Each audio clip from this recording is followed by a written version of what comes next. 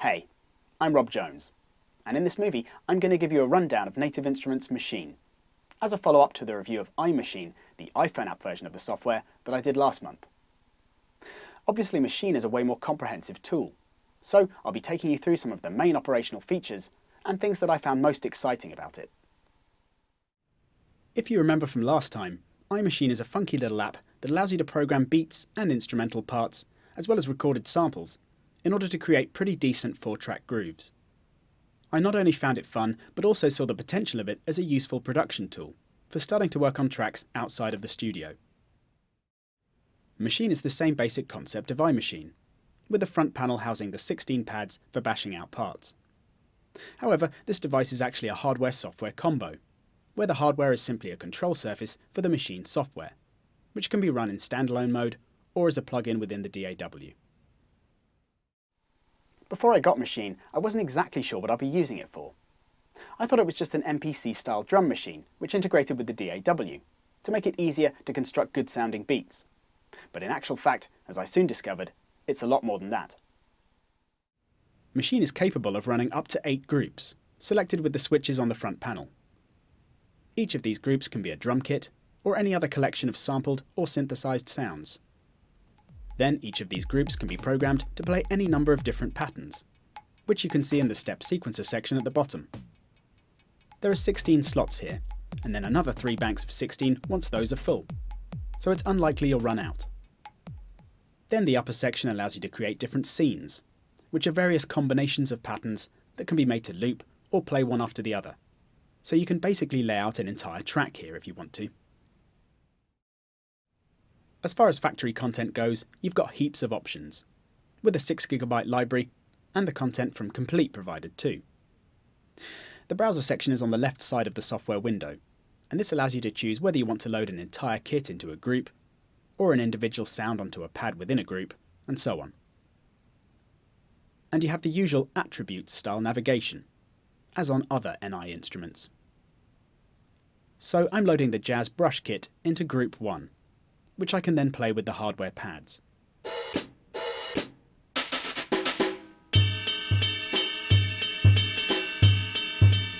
The pads have a really nice feel and response, and make it easy to create a dynamic and expressive performance.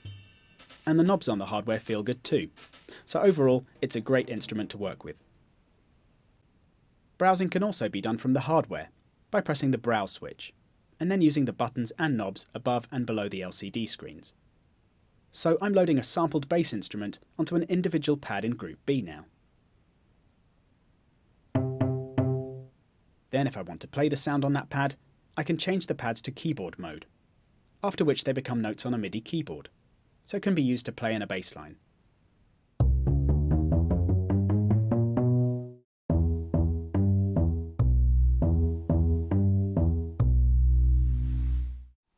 And that bass sound is on a single pad in just one of the groups, don't forget. So I could continue loading different sampled instruments onto each of the pads to create an entire jazz band in that group, which is exactly what I've done in the Maschine live demo movie that I've also made, which you can find on the Producer Tech YouTube channel. And you can even load any of your other synth or sampler plugins onto individual pads in a group, so you can see just how powerful an instrument this can be. As an alternative to playing in beats, you can also use the Maschine hardware like a step sequencer, where the pads suddenly become steps on a grid that can be turned on and off to make the drums sound on that position in the bar. You can see the current position is shown by a light chasing through the pads, so it's easier to program.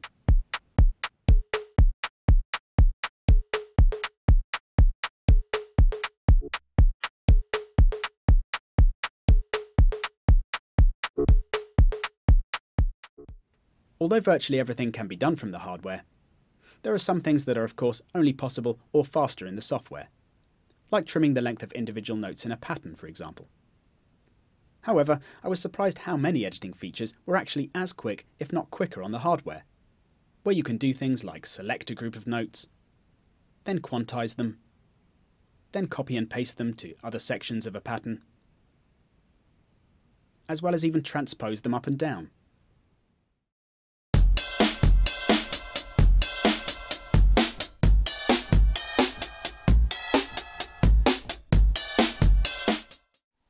So once you get to know the Maschine hardware, you'll find that by doing some things with the mouse and some with the controller, that you can achieve a really good balance, and a super fast and efficient workflow that's more fun and hands-on than just doing everything with the mouse. Maschine is also a fully fledged sampler that allows you to record in samples using a mic, or by recording audio from the DAW or Maschine itself, after which you can edit it in the software or hardware as you like, and then play or edit those samples in exactly the same way as any other sounds. One thing I really like here is the slice mode, that allows you to split up a sample either by divisions of the bar or by its transients, and then map them to each pad, so you can then resequence a drum loop, or your own recordings, by playing the pads.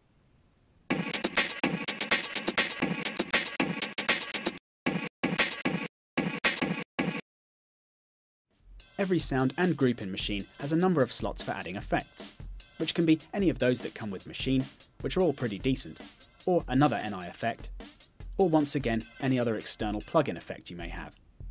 So the effects options are pretty extensive. Plus you can even use any empty slots in a group to set up send effects, which basically become auxiliary channels that you can send sounds to for adding effects like chorus or reverb.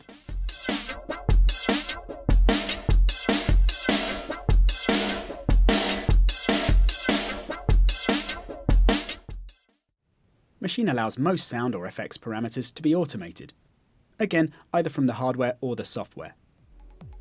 The automation curves show up as bars at the bottom of the pattern display, from where they can be edited with the mouse, or on the controller as you prefer.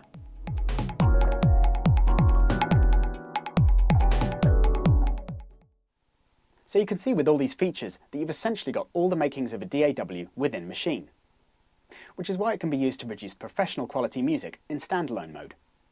However, when you run it inside the DAW, the combined power of the two platforms opens up a whole new world of possibilities.